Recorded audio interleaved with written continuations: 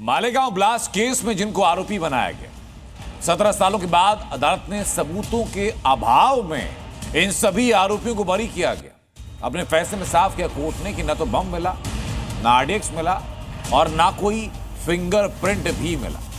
Court ने कहा कि एटीएस और एनआईए की चार्जशीट में बहुत ज्यादा अंतर भी है। वो क्या क्या कोर्ट ने कहा और अब तक क्या क्या साबित नहीं हुआ, जरा पॉइंट बाय पॉइंट मैं आपको बताता हूं। आपको पहला पॉइंट जरा देखिए, आरडीएक्स और बम का कोई सबूत सामने नहीं पाया गया। ये कोर्ट ने अपने ऑब्जर्वेशन में कहा, अपने फैसले में कहा। कोर्ट ने कहा कि बाइक साध्वी प्रज्ञा ठाकुर की थी, यह भी साबित नहीं होता है, जबकि प्रज्ञा ठाकुर पर यही एलिगेशन सबसे बड़ा पिछले 17 सालों से लगता आया। ब्लास्ट से पहले जिस बैठक का लगातार पब्लिक परसेप्शन में जिक्र किया जाता था, यह भी सबूतों के साथ तय नहीं हो पाया कि बैठक हुई थी ब्लास्ट से पहले, यह साबित नहीं हुआ।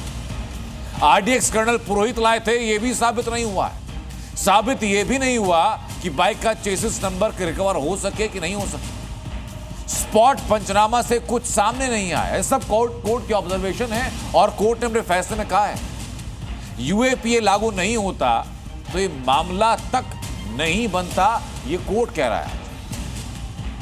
लेकिन हिंदुओं के खिलाफ अपमान और वोट बैंक को खुश करने के लिए सनातन को दोषी ठहराया गया, एक पूरा फेक नैरेटिव खड़ा करने की कोशिश की गई। आखिरकार 17 सालों के बाद न्याय भी मिला और उन्हें न्याय मिला जिनको सुनियोजित तरीके से फंसाने की साजिश रची गई। फैसला तो हुआ, लेकिन कल तक भगवा को आतंक से जोड़ करके भगवा आतंकवाद कहने वाले लोग आज क्या कह रहे हैं, ये कोई सुन नहीं रहा, उनका मुंह से शब्द निकल रहा। लेकिन ये भी आज साफ हो चुका है कि आतंकवाद का कोई धर्म नहीं है। कोई धर्म के आधार पर आतंकवाद नहीं होता है। ना हिंदू आतंकवाद होता है, ना इस्लामिक आतंकवाद होता है। हर धर्म प्रेम, सद्भाव, सत्य और अहिंसा का रूप है। केवल कुछ लोग होते हैं जो कि धर्म को नफरत की तरह उसका हथियार उपयोग करते हैं। इस देश में जितने टेररिस्ट हैं उनका जो है एक ही धर्म है, इसीलिए वो प्रूफ हो गया। इतने दिनों से कांग्रेस ने जो है पूरा सैफरन टेररिज्म, राज्य की सरकार, केंद्र की सरकार, यही सब घटिया काम करती रही। आज दूध का दूध पानी का पानी हो गया और ये कांग्रेस को भुगतना पड़ेगा। सब तो पाकिस्तान स्पॉन्सर्ड था ना, तो पाकिस्तान के टेररिस्ट को पकड़ने के बदले आप हिंदुस्तान के लोगों को क्यों दोष दे रहे थे? दिग्विजय सिंह आज कह रहे हैं कि आतंकवाद को कोई धर्म नहीं होता। दरअसल मालेगांव ब्लास्ट केस में कोर्ट ने सबूतों के अभाव में सारे के 7 आरोपियों को बरी किया। और मालेगांव ब्लास्ट मामले में कोर्ट ने क्या कहा, देखिए जरा।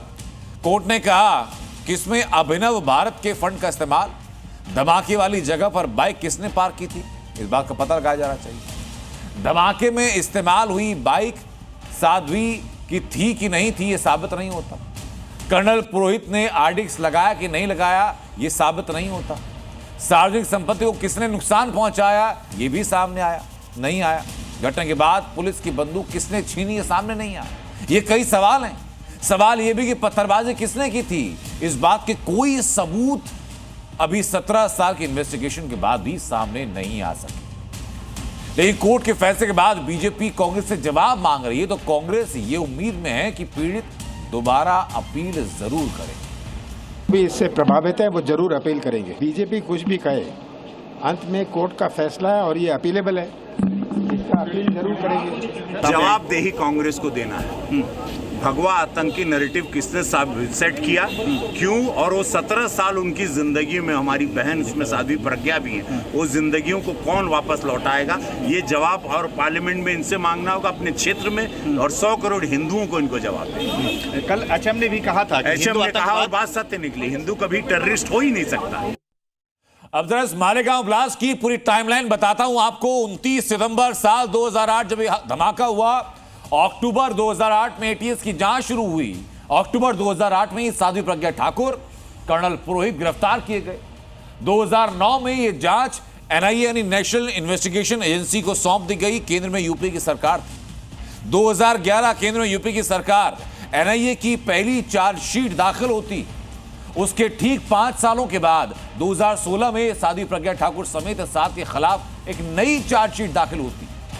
2016 में सबूतों के अभाव का हवाला दिया गया। 2017 में सुप्रीम कोर्ट से कर्नल पुरोहित को बेल मिली, 2017 में सुप्रीम कोर्ट से साध्वी प्रज्ञा को जमानत मिली, 2018 में एनआईए कोर्ट ने चार्ज तय किए गए, 2023 में कई गवाह ऐसे थे जो बयानों से पलट गए। उसके बाद 2025 में फैसला आया। 17 सालों के बाद साध्वी प्रज्ञा ठाकुर को बरी करने का आदेश कोर्ट ने सुनाया और इसके बाद साध्वी प्रज्ञा ठाकुर के घर में जश्न का माहौल है। उनके अपने, उनके समर्थक इसे हिंदुत्व की जीत बता रहे हैं। लंबे समय से हम लोग इस क्षण की प्रतीक्षा में थे कि एक दिन वो समय आएगा जब सत्य की जीत होगी, और आज सत्य की जीत हुई है। साध्वी जी सत्य के साथ थी, इसलिए सत्य की जीत हुई है। साध्वी जी की जीत हुई है, भगवा की जीत हुई है। साध्वी प्रज्ञा सिंह ठाकुर और सभी हिंदू जिन्हें टारगेट करके आतंकवादी घोषित करने की कोशिश की थी, वो सारी थ्योरी उनकी धरी की धरी रह गई है और आज विजय पताका भगवा लहरा रही है। Zee News.